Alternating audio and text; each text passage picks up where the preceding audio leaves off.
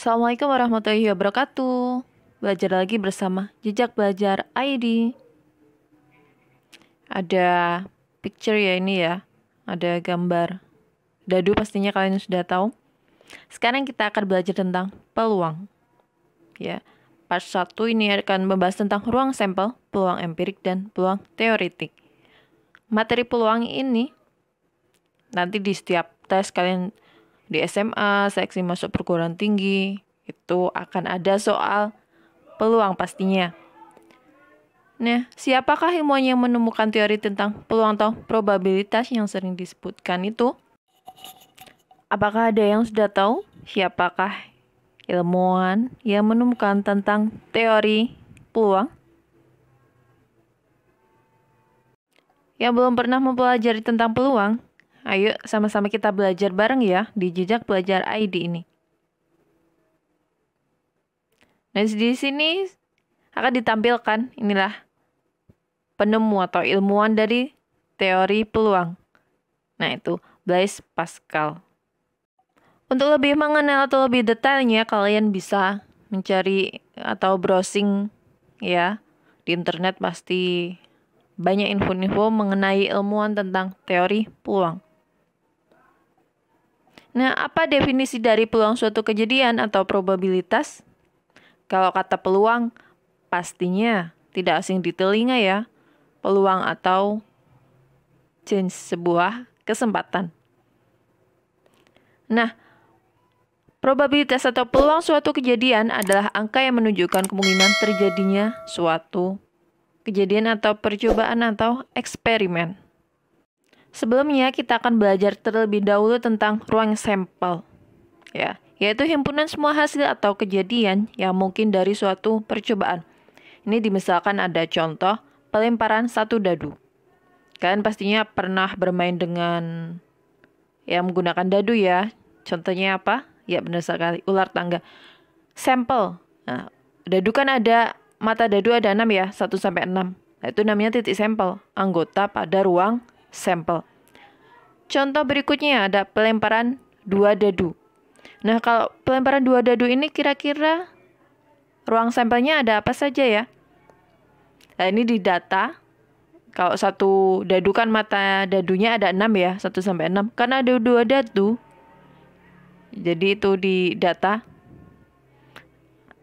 Mata dadunya ada 6 dan ada 6. Jadi ruang sampelnya dari, karena ada 2 ya, itu yang pertama 1,1, 1,2, 1,3 sampai dan seterusnya sesuai yang di data ini.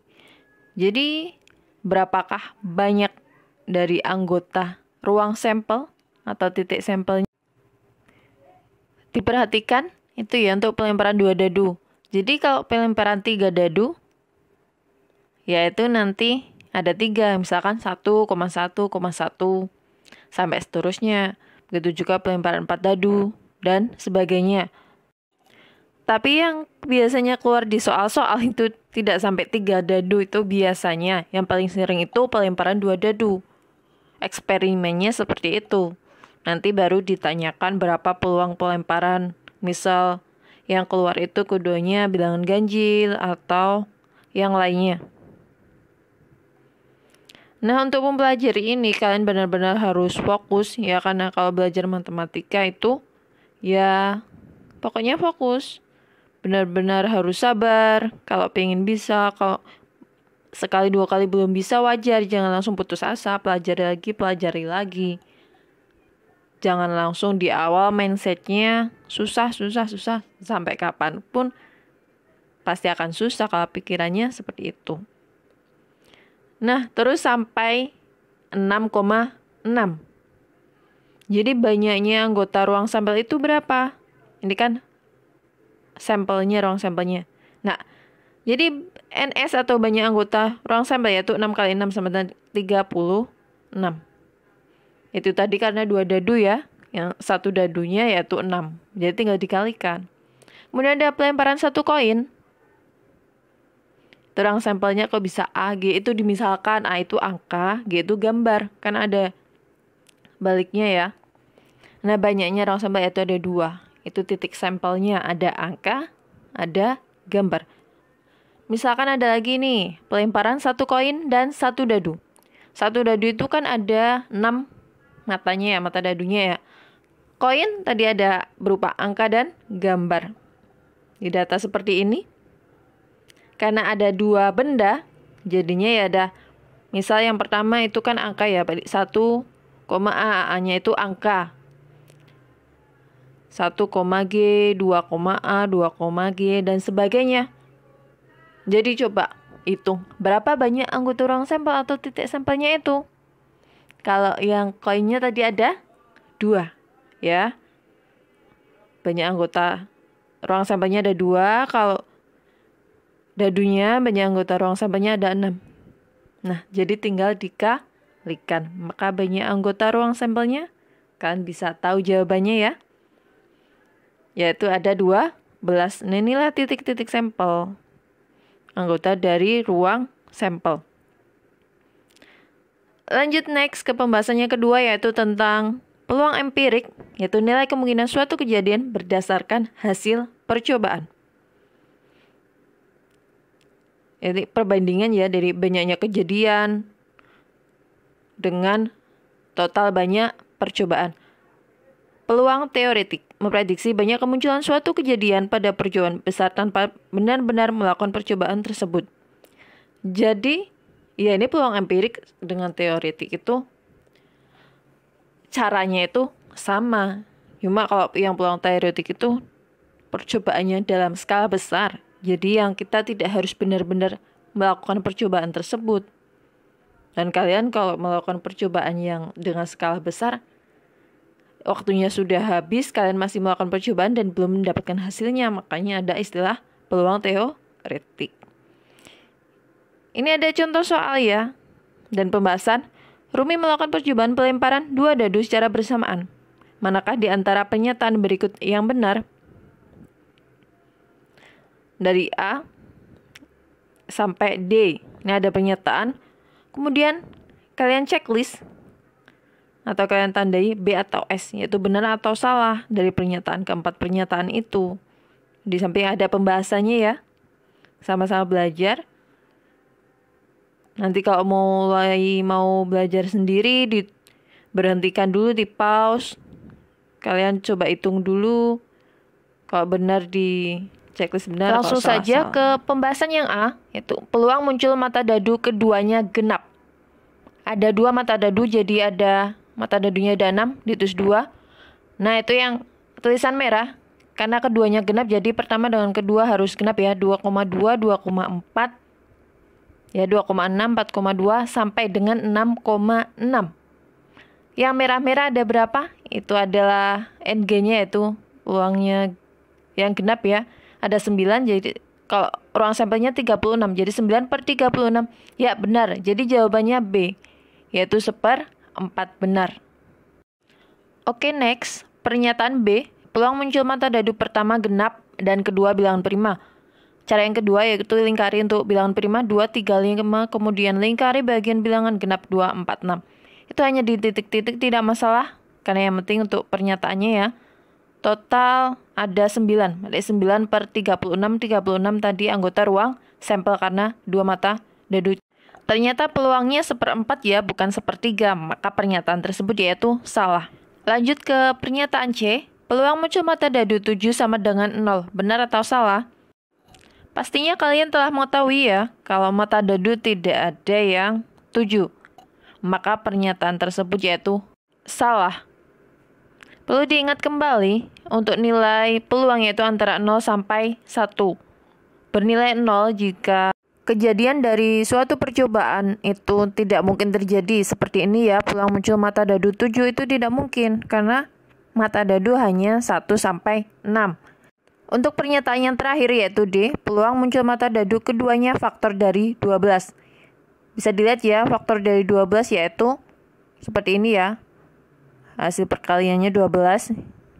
Jadi faktornya yang termasuk mata dadu ada 1, 2, 3, dan 4 serta 6. Dilingkari ya. 1, 2, 3, 4, dan 6. Keduanya. Jadi harus keduanya. Jadi titik hijau ini itu adalah yang termasuk mata dadu keduanya faktor dari 12. Dihitung. Titik-titik tersebut totalnya ada 25/36, yaitu anggota ruang sampel. Jadi pernyataan tersebut benar. Selanjutnya ada contoh soal dan pembahasan yang kedua ya. Ini ada sebuah kantong berisi 60 kelereng, itu yang diilustrasikan. Total tidak ada 60 ya, hanya ilustrasi saja. Yang ditanyakan peluang terambilnya kelereng biru. Karena kelereng biru itu sisanya, berarti kalian menghitung banyaknya kelereng biru dulu. Sisanya, jadi keseluruhan kan ada 60 itu. Dikurangi dulu dengan kelereng merah, kelereng kuning, kemudian dikurangi dengan kelereng hijau. Maka didapatkan hasil, itulah sisanya, yaitu kelereng biru, yaitu 24. Ditanyakan peluangnya terambilnya. Jadi seperti sebelumnya juga, walaupun percobaannya beda. Nah, 60 ini sebagai NS atau banyaknya ruang sampel atau keseluruhan ya kelereng yang ada dalam kantong. Maka peluang terambilnya kelereng biru yaitu PB. Di sini ada peluang kelereng biru. Banyaknya kelereng biru tadi sudah dihitung yaitu 24 per banyaknya anggota ruang sampel 60. Disederhanakan jadi 2/5. Jadi peluang terambilnya kelereng biru yaitu 2/5. Lanjut untuk contoh soal yang terakhir.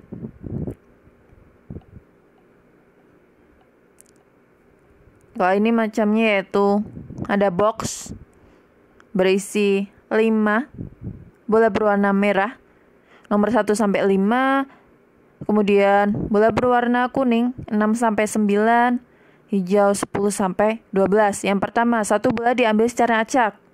Muncul bola hijau bernomor ganjil. Bola hijau yang bernomor ganjil yaitu nomor 11. Kemudian diambil satu bola lagi secara acak dan muncul bola kuning bernomor prima. Dan bola kuning yang bernomor prima yaitu nomor 7.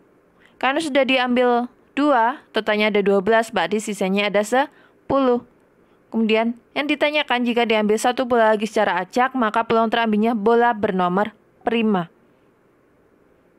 Nah, sisanya itu ya, selain tadi yang sudah terambil 11 dan 7, yang terambil bola bernomor prima berarti hanya ada pada bola merah yaitu 2, 3, 5. Berarti ada 3 nomor itu ya.